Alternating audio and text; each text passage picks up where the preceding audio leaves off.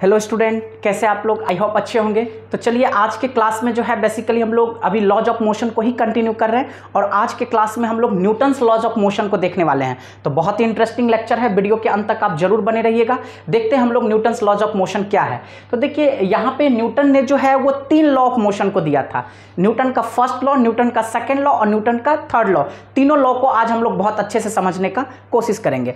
Newton का जो first law होता है, न्यूटन ने फर्स्ट लॉ में क्या एक्सप्लेन किया था? तो ऑलरेडी मैंने आपको बता रखा हूं, इसने सिर्फ और सिर्फ प्रॉपर्टी ऑफ इनर्शिया को एक्सप्लेन किया। इनर्शिया क्या होता है? किसी भी बॉडी का एक ऐसा इनहेरेंट प्रॉपर्टी होता है जिसके कारण अगर कोई बॉडी रेस्ट में है तो अपने आप को रेस्ट में ही रखना चाहेगा, अगर वो मोशन में है तो अपने आप को मोशन में ही रखना चाहेगा। इसी प्रॉपर्टी को हम लोग क्या कहते हैं? इनर्शिया कहते हैं। तो डायरेक्ट हमने शॉर्ट फॉर्म में लिख दिया हूं। न्यूटन का फर्स्ट लॉ क्या देता है? It gives the concept of inertia. सिर्फ और सिर्फ ये इनर्शिया प्रॉपर्टी को क्या कर रहा है? एक्सप्लेन कर रहा है। दूसरा होता है न्यूटन का सेकंड लॉ। न्यूटन का सेकंड लॉ बेसिकली क्या होता है? इसी लॉ को हम लोग अगर देखा जाए तो रियल लॉ ऑफ मोशन भी कहते हैं। ये अक्सर सीबीएसई में 2 मार्क्स में पूछा भी जाता है, जिसको कि मैं अगले लेक्चर में आपको इसको ड्राइव करके बताऊंगा। अभी फिलहाल हम लोग सिर्फ और सिर्फ इसका स्टेटमेंट देखते हैं। तो न्यूटन का सेकंड लॉ ऑफ मोशन क्या होता है? ये एक्सटर्नल फोर्स का कॉन्सेप्ट दिया था, दैट्स वाई इसको हम लोग रियल लॉ ऑफ मोशन कहते हैं। तो न्यूटन का जो सेकंड लॉ ऑफ मोशन है वो क्या दिया था? It gives the concept of force. That means it gives the concept of external force. Force is equal to क्या होता है? Mass into acceleration. यानी कि किसी भी बॉडी का जो फोर्स होता है वो उसके किस पे डिपेंड करता है? एक्सेलरेशन पे डिपेंड करता है। यानी कि अगर आप एक्सेलरेशन को बढ़ाओगे तो उसका फोर्स भी बढ़ेगा, एक्सेलरेशन घटेगा तो क्योंकि मास तो कांस्टेंट होता है, आप किसी बॉडी को मास को तो बढ़ा घटा नहीं सकते हो। एक बार अगर हमने 10 kg का ऑब्जेक्ट ले लिया तो फर्दर हम उसको 15 kg तो नहीं कर सकते हैं, क्योंकि मास किसी भी बॉडी का क्या होता है? कांस्टेंट होता है, फिक्स होता है। और इसी फोर्स को हम लोग चाहें तो rate of change of momentum भी कह सकते हैं। तो इसलिए हमने एफ को क्या लिख सकते हैं? DP by D T. देखिए हम आपको इसको ड्राइव करके दिखा देते हैं। F is equal to DP by D T. आप ऑलरेडी जानते हैं linear momentum P is equal to क्या होता है? M V. तो हम यहाँ पे लिख सकते हैं डी पी के जगह क्या डालेंगे? एम बी अपॉन में डी टी। अब देखिए जब हम इसको डिफरेंशिएट करेंगे तो प्रोडक्ट रूल के जरिए m को बाहर निकालेंगे, dv बाई क्या लिख सकते हैं?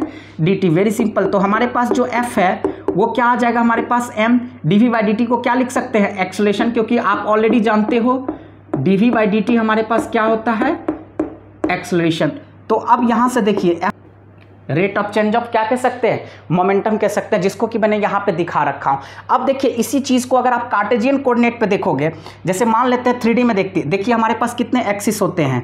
कार्टेशियन कोऑर्डिनेट में देखा जाए तो हमारे पास 3 एक्सिस होते हैं। क्या होते हैं? 3 एक्सिस। अगर देखा जाए तो एक्स एक्सिस, वाई एक्सिस और जेड एक्सिस। अगर हम इसी फोर्स को एक्स एक्सिस के अलॉन्ग देखें तो F of x is equal to क्या होना चाहिए? डी पी एक्स अपॉन में क्या होना चाहिए? हमारे पास rate of change of momentum है तो डी पी एक्स अपॉन में क्या होना चाहिए? D T.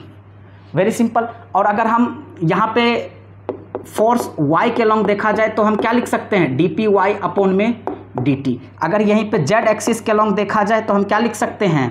D P Z upon में dt। यानी कि जिस भी एक्सिस के अलॉन्ग हम फोर्स को एक्सप्लेन करेंगे, राइट डाउन करेंगे, तो उस एक्सिस के अलॉन्ग हम फोर्स को, यानी कि फोर्स अगर एक्स एक्सिस के अलॉन्ग एक्ट होगा तो F of x is equal to DP by d p x upon में dt। यानी कि rate of change of momentum along x axis को हम क्या कह सकते हैं? Force along x axis. उसी तरह से rate of change of momentum along y axis, जो कि हमें क्या दे देगा? एफ ऑफ वाई, जो कि हो जाएगा डीपी वाई अपॉन में dt। Rate of change of momentum along Z axis, जो कि हमें क्या दे देगा? डीपी जेड अपॉन में dt। Very simple. तो इस तरीके से आपने देखा कि न्यूटन का जो सेकंड लॉ ऑफ मोशन है वो किसका कॉन्सेप्ट एक्सप्लेन किया? Force. Force is equal to हमारे पास हो गया मास इनटू एक्सेलरेशन, जिसको हम लोग कह सकते हैं rate of change of momentum. भी इसको हमने ड्राइव करके भी आपको दिखा दिया। नेक्स्ट है न्यूटन का थर्ड लॉ। न्यूटन का थर्ड लॉ ऑफ मोशन बहुत ही simple, every action having equal and opposite reaction.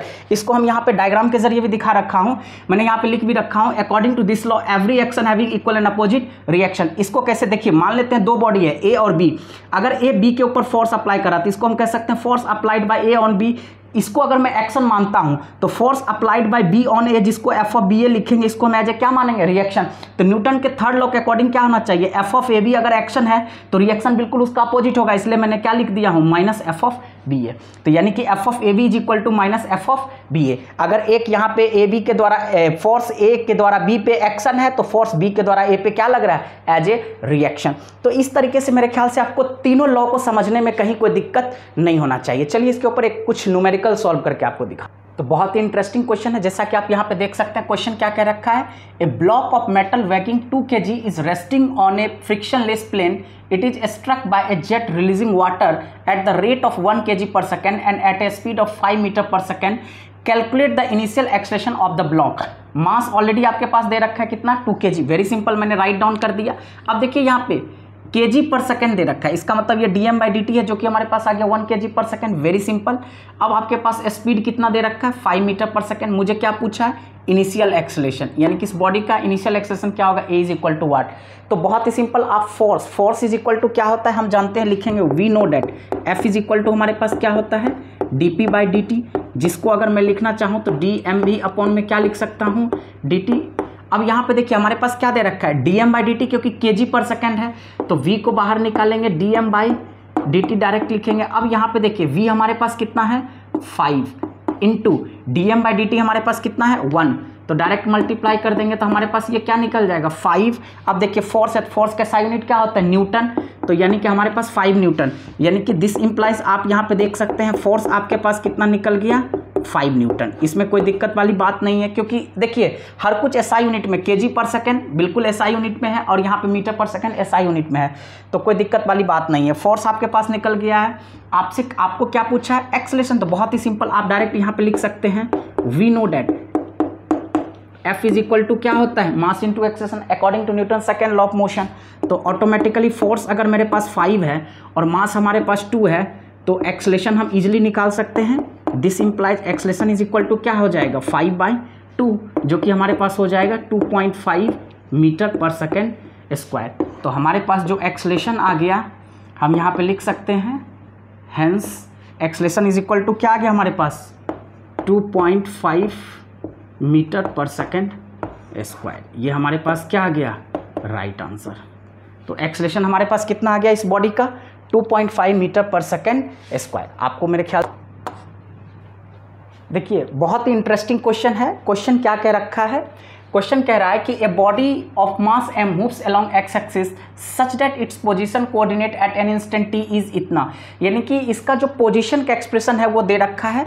तो डायरेक्ट हम लिखेंगे गिवन हमारे पास क्या दे रखा है, पोजीशन का एक्सप्रेशन क्या दे रखा है, at⁴ minus BT³ plus CT, ठीक है, जहां पे हमारे पास ABC क्या है, कांस्टेंट है। तो पूछा है what is the force acting on the particle at any instant t, यानी कि किसी भी टाइम t पे जो उस बॉडी के ऊपर फोर्स एक्ट करेगा उस फोर्स का वैल्यू क्या होगा। तो कैसे निकालेंगे, बहुत ही सिंपल, आप देखिए यहाँ पे जानते हो वी नो डेट F = क्या चाहिए हमारे पास, F होता है मास इंटू एक्सेलरेशन। तो मास तो दे रखा है m, किसी बॉडी का है, एक्सेलरेशन मुझे चाहिए। तो अगर मुझे एक्सेलरेशन चाहिए तो एक्सेलरेशन के लिए फॉर्मूला होता है dv/dt, यानी कि a फाइंड आउट करने के लिए मुझे क्या चाहिए, वेलोसिटी, और वेलोसिटी इज इक्वल टू होता है dx/dt। तो बहुत ही सिंपल, सबसे पहले मुझे क्या फाइंड आउट करना पड़ेगा, वेलोसिटी। तो जो भी पोजीशन का एक्सप्रेशन दे रखा है उसको मैं टाइम के रिस्पेक्ट में क्या करूंगा, डिफरेंशिएट कर दूंगा, तो we are getting the expression for velocity. और जो भी वेलोसिटी का एक्सप्रेशन आएगा फर्दर उसको टाइम के रिस्पेक्ट में अगर मैं डिफरेंशिएट कर दूंगा then only we are getting the term of acceleration. और जब मेरे पास एक्सेलरेशन आ जाएगा तो डायरेक्ट हम इस फॉर्मूला में क्या करेंगे, सब्स्टिट्यूट कर देंगे, directly we are getting the expression for force which is acting on the particle at an instant t। तो देखते हैं वेलोसिटी का एक्सप्रेशन क्या हो जाएगा, d, x के जगह हमारे पास क्या है, यहाँ पे दे रखा है at⁴ minus BT³ plus CT divided by हमारे पास क्या हो जाएगा, dt। अब देखिए इसका मैं डायरेक्ट डिफरेंशिएशन करता हूँ, v = हमारे पास इसका डिफरेंशिएशन क्या हो जाएगा, तो प्रोडक्ट रूल के जरिए करेंगे, ऑटोमेटिकली ये क्या हो जाएगा हमारे पास, d⁴ अपॉन में dt माइनस क्या हो जाएगा, d⁵ अपॉन में dt प्लस क्या हो जाएगा, d⁵ अपॉन में dt। तो इसका डिफरेंशिएशन मैं डायरेक्ट अगर करूंगा तो देखिए v = हमारे पास क्या हो जाएगा, ये डायरेक्ट अगर मैं डिफरेंशिएट करूँ तो प्रोडक्ट रूल के जरिए a बाहर आ जाएगा, dt⁴ हो जाएगा। तो डायरेक्ट इसका डिफरेंशिएशन मैं चलिए करके दिखा देता हूँ, एक a dt⁴ अपॉन में dt माइनस b बाहर निकल जाएगा, dt³ अपॉन में dt प्लस c बाहर निकल जाएगा, dt अपॉन में क्या हो जाएगा, dt। तो वेरी सिंपल, यहाँ पे v = क्या हो जाएगा, 4 बाहर आ जाएगा, तो डायरेक्ट हमारे पास 4at⁴ क्या हो जाएगा, 3, क्योंकि आप डिफरेंशिएशन में जानते हो dx⁴n अपॉन में dx बराबर फॉर्मूला होता है n⁴x nx to the power n-1। तो ये डिफ्रेंसिएशन का क्या होता है फॉर्मूला, यानी कि dx पे पावर n अपॉन में dx क्या होता है formula nx to the power n-1। तो यानी कि 4 है तो 4 बाहर आ जाएगा हमारे पास, और 4 - 1 3, यानी कि 4at³ माइनस सिंपली क्या हो जाएगा 3bt², और ये प्लस c, क्योंकि dt अपॉन में dt क्या हो जाएगा 1 हो जाएगा, कैंसिल आउट हो, क्योंकि 1 इंटू t पे पावर 1 - 1 क्या हो जाएगा 0। तो x टू द पावर 0 का वैल्यू क्या होता है 1। आप ऑलरेडी जानते हो x पे पावर 0 का वैल्यू क्या होता है 1। Very simple. तो हमारे पास ये क्या आ गया, वेलोसिटी का एक्सप्रेशन आ गया। अब मुझे क्या चाहिए एक्सलेशन, तो हम लिखेंगे acceleration is equal to dv/dt।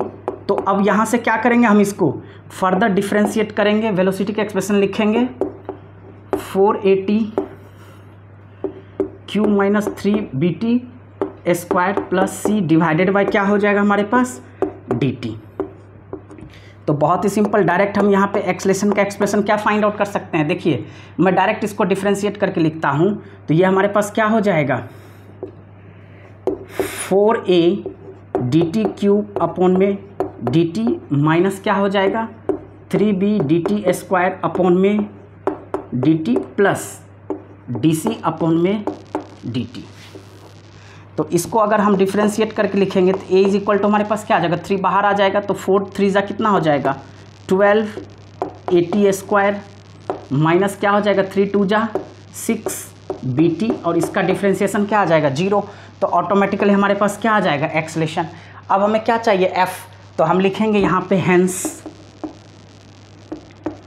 f is equal to ma। तो this implies f is equal to क्या हो जाएगा मास इंटू एक्सलेशन के जगह हम क्या रखेंगे, ये वैल्यू रख देंगे 12at² माइनस क्या हो जाएगा हमारे पास 6bt, ये टर्म तो 0 हो गया। तो हमारे पास ये एक्सप्रेशन किसका आ गया फोर्स का, यानी कि अगर मुझे फोर्स का एक्सप्रेशन चाहिए तो फोर्स इज इक्वल टू क्या हो जाएगा m 12at² - 6bt।